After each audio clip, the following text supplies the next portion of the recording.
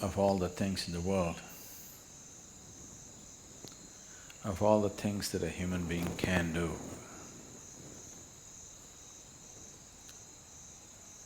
why yoga?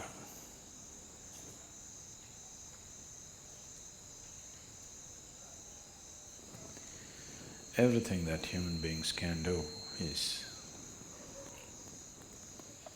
essentially an expression of who they are. Somebody sings a song, somebody dances, somebody writes a book, somebody paints a picture.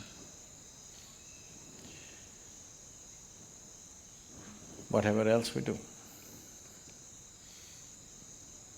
is an expression of who you are. You may be conscious of it, you may be unconscious of it, but still everything that you say, everything that you do, everything that comes out of you is essentially an expression of who you are.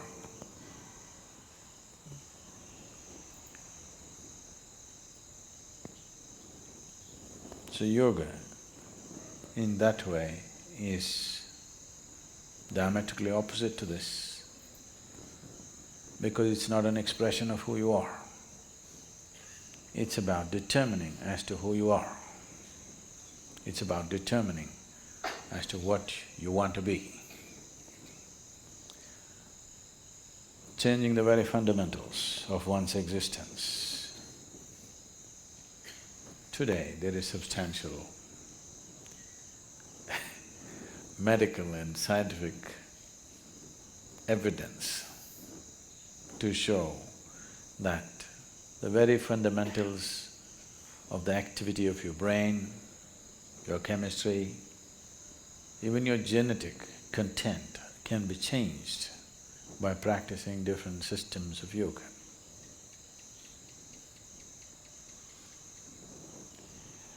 This needed no confirmation because we've always witnessed this. But today there is scientific data to prove this.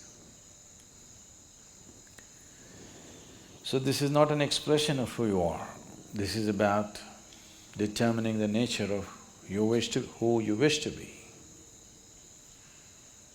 changing the fundamental ingredients which has made you who you are.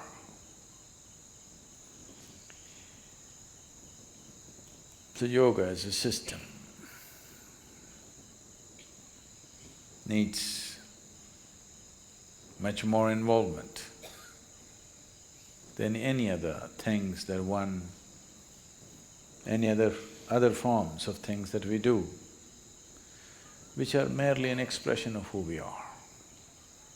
If you find full expression through any particular activity, it may also leave you somewhat transformed.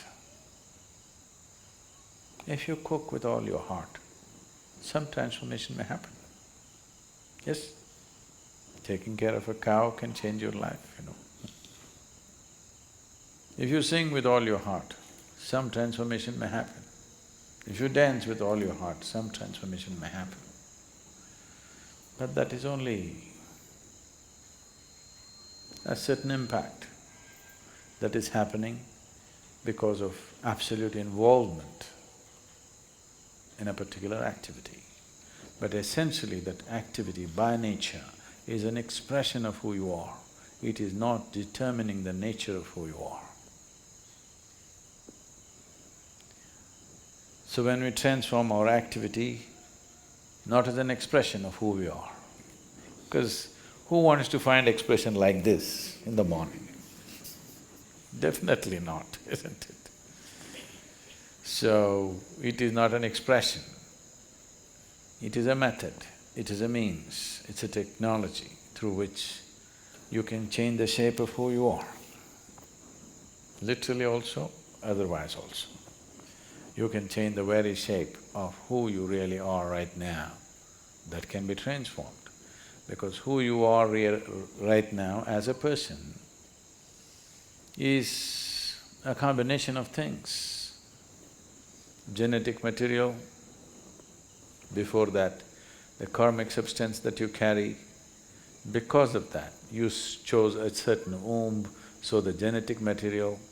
And since the moment you were born, whatever kind of impressions that have gone into you in the form of variety of experiences, situations, thoughts, emotions, relationships, associations,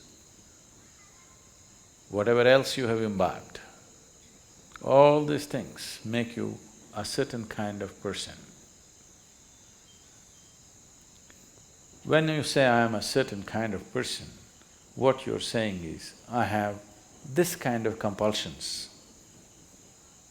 When you say, I am this kind of person, what you're saying is, this is the kind of compulsions that I identify myself with, so I am this kind of a person. People, it's a very Western thing, but it's very much there in India today, because a lot of Indians are far more Western than West. If you go all the way west, you come back to India. So they are much more Western than Westerners are today. So people say, I'm a morning person, I'm an evening person. So what they mean is, morning, I cannot wake up in the morning. That means I'm an evening person. I can't stay awake in the evening, so I'm a morning person. Not only that, people… it's going far, some are BlackBerry people, some are Apple people. It's all world is getting divided in so many ways. They're not just instruments that you use and keep it down, you get identified with it. So there are chapati people, there are rice people, there are dosa people, there are idli people, all kinds. So, what kind you are is essentially a certain type of compulsion.